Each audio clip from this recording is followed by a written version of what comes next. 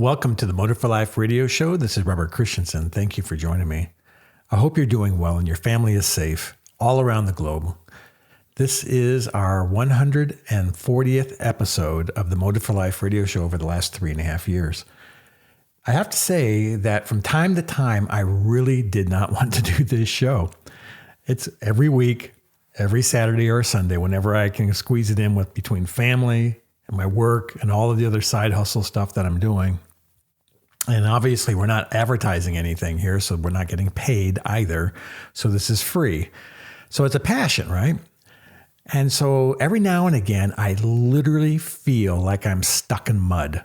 Like I can't get out of my own damn way because I don't have the energy, the passion. I can't come up with another thought for what's going on, about what I should be talking about.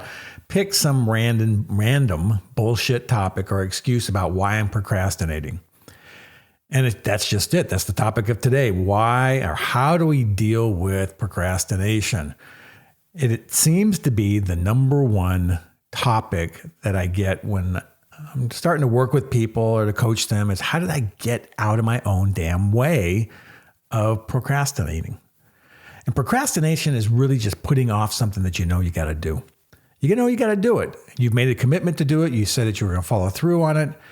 And you've set a relationship up with somebody else and they are expecting something, perhaps. You were supposed to deliver on something. You wanted to complete something and you're just not doing it. You're just putting it off. You're avoiding the topic.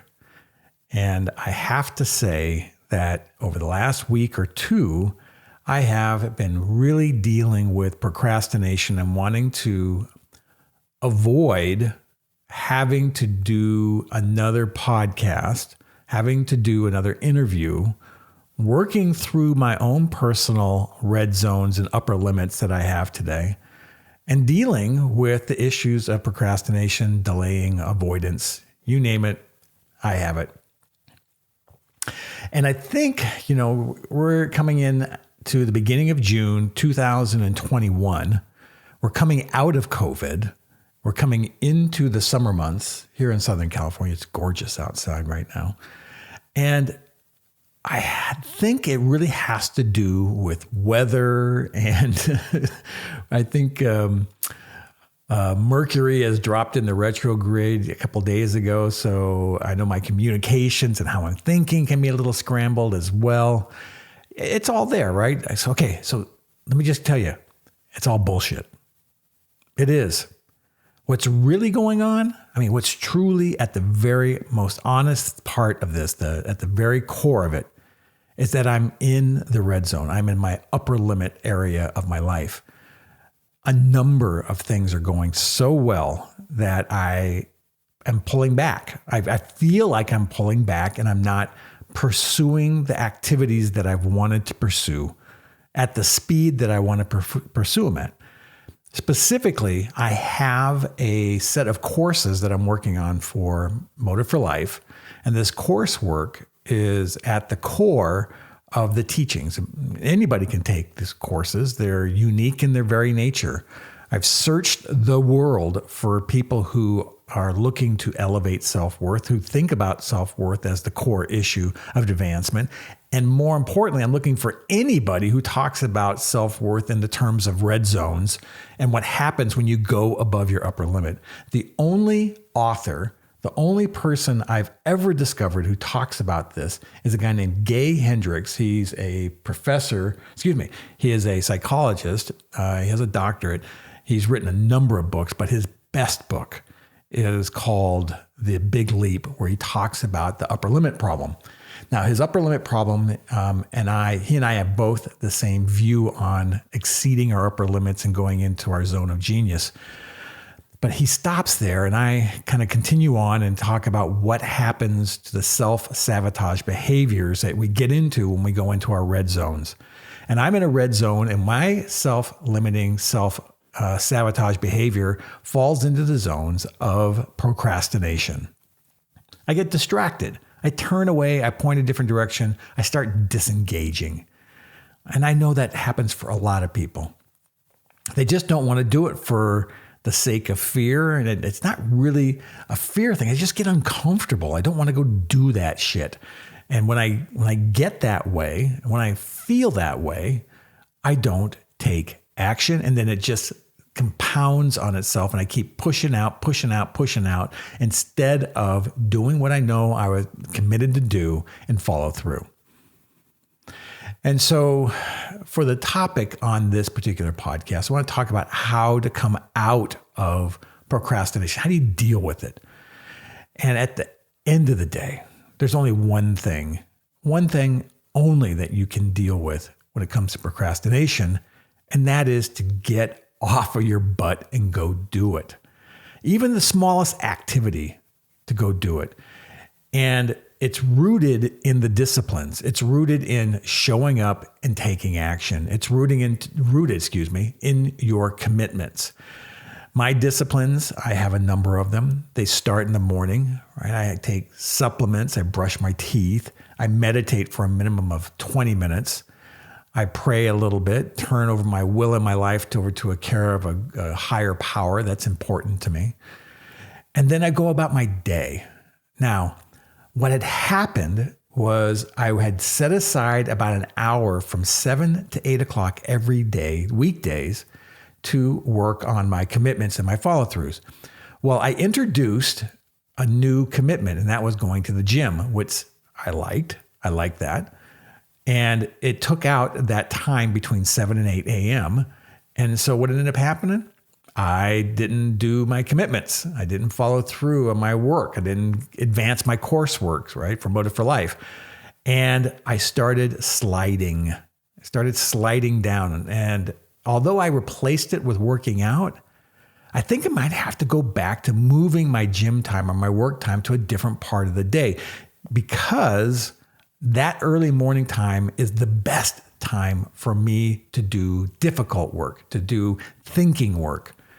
I remember this book I read called When, W-H-E-N. It was written by Daniel Pink, and it talks about the best time to do analytical, deep thought, hard problem solving, when you need the most energy, the confidence, the enthusiasm to go do something, and it's in the morning.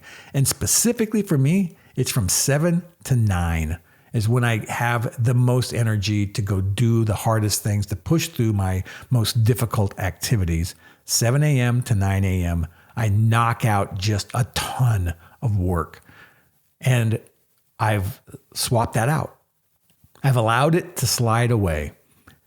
And so because of that, I have to look at how do I manage my day? How do I structure the times and where I'm going to allow myself to be productive?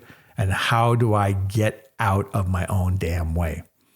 Now, that's easier said than done, because I like the gym. I like working out. I like the activities. I like how it makes me feel. But I could probably shift that around.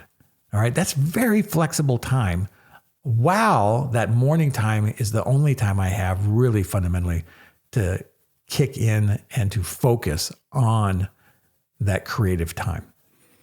So that's very important. All right. So how are you looking to use your creative time or your disciplines time to get something done? Most time when we are disappointed in our own activities of procrastination, when procrastination has entered into our life and stopped us to do the things that we want to do, it's because we have not structured our time right to be the maximum when our willpower is at the highest. Now, willpower, or your ability to have confidence, or let's just say I guess willpower is the right word. It's your ability to, resist the temptation of being distracted and to focus on that thing that you want. That's going to happen for most people in the morning between 6 a.m. and around noon. I usually set my hardest meetings, my most difficult times, the things I got to do my most work on, my creative brain to, in the mornings. And then I do, administrative stuff, emails, follow up with people in the afternoons. And then I do more creative stuff sometimes in the evening. But the best time for me is between 6 a.m. and noon. And I know that's for the same for most people. However, if you're a night owl and you don't get up till like 9, 10, 11 o'clock in the morning, that best time may not start until about 10, 11 o'clock in the morning and go through till about 3 or 4. Now, either way, however you've structured your days, blocking out that time to do that most difficult stuff is important. It is the most important thing that you can do to get out of procrastination. The next thing is to reduce or trim up the size of the obstacle or the thing that you're trying to do. Now, I'm trying to, boil the ocean by putting together, 10 online courses, right? Instead of just doing one at a time. I've got them all outlined. I know exactly what to do and stuff like that, but I just got to do one, right? Just do one. Just start. That's like what they say about yoga, right? They say 90% of yoga is getting yourself into the room and onto the mat. The other 10% is the actual exercise. Same thing about going to the gym. You got to get to the gym first before you can exercise. And that seems to be the biggest problem. So I have to find myself in a position where I can start, where I can just start. Number 3 is tell somebody. Get accountable. Get somebody else on your side to participate with you. Now, I did that. I did put myself out and I did connect with somebody. And I have to say, I suddenly didn't want to do it anymore. And I went, oh, why did I go do that? Well, that's just that procrastination in my head doing that again. And so I don't want to let that other person down. So I'm going to follow through and follow through on my commitments. I want to be that person. I don't want to have that reputation as a flake. Now, I haven't had a reputation as a flake, since I was in my 20s. But that changed a lot when I started really, really working on how I wanted to become the person I wanted to be.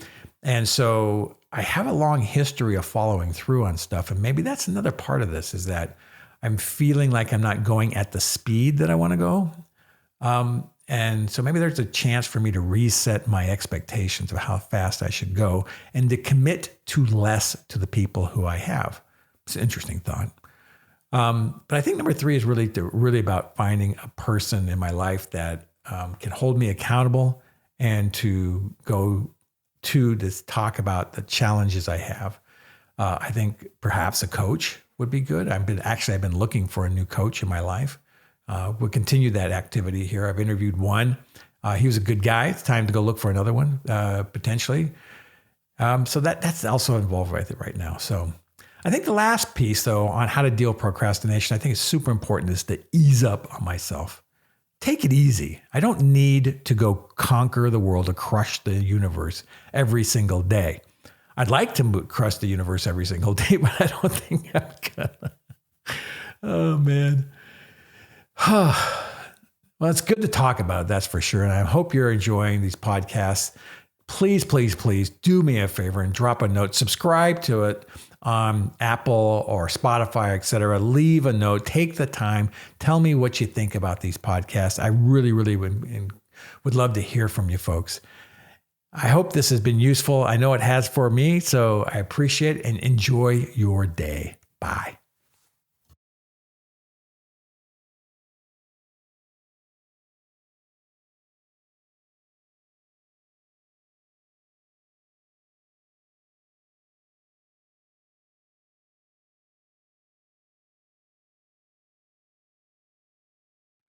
This has been a Motive for Life Productions, all rights reserved.